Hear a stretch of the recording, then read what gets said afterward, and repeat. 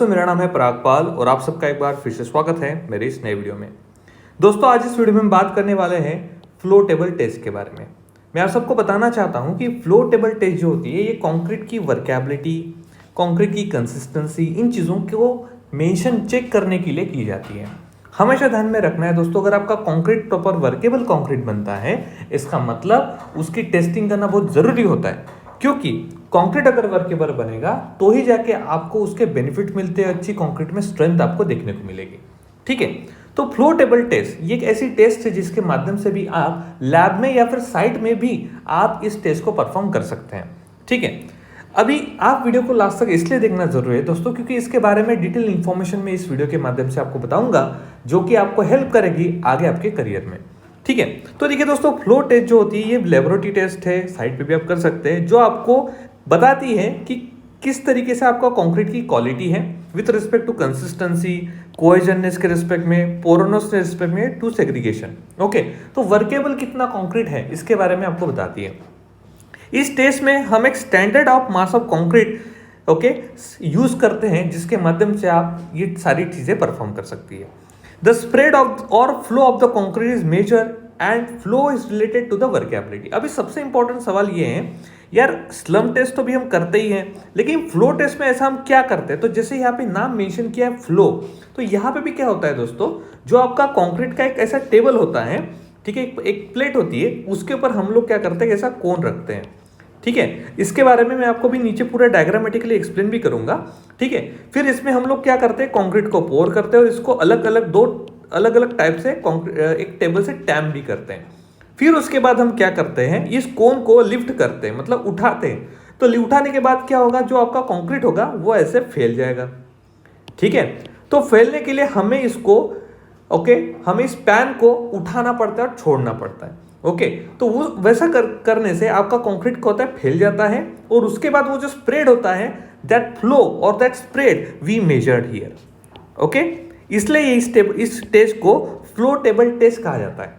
ठीक है, और वो जो फ्लो होता है that is related to the what, workability.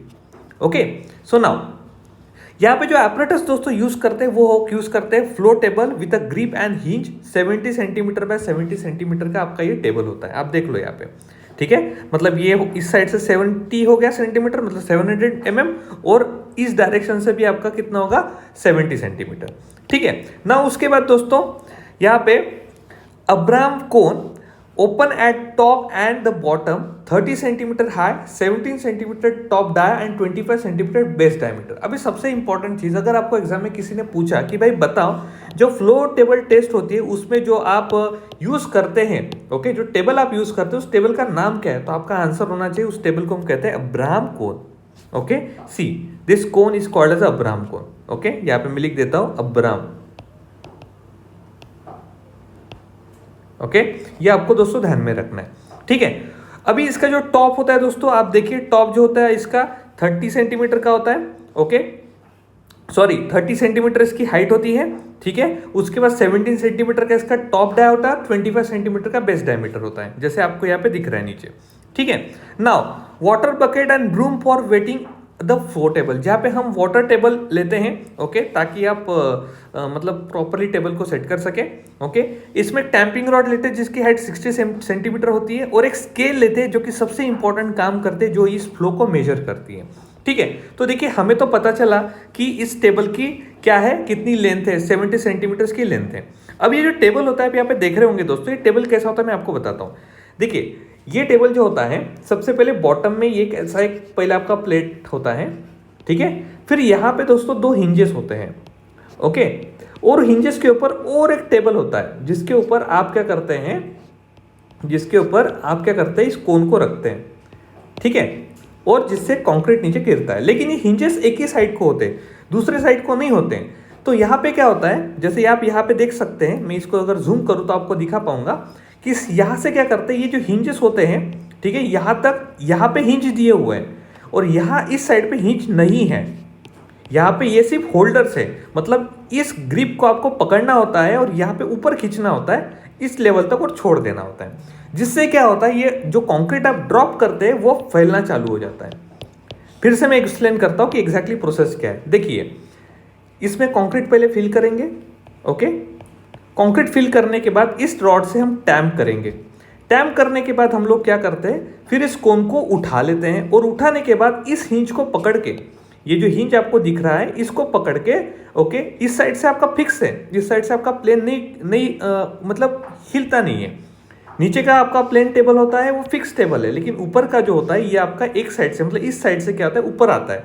तो ऊपर कहाँ तक आता है दोस्तों, ऊपर आता है आपका, देखिए मैं बताता हूँ, ये जो होता है ये इस लेवल तक ऊपर आता है। तो आपको यहाँ तो ऊपर उठाना है और उसके बाद छोड़ देना है। तो छोड़ने से क्या होगा, जो कंक्रीट यहाँ पे जो गिरा हुआ है कौन से, वो स्प्रेड होगा।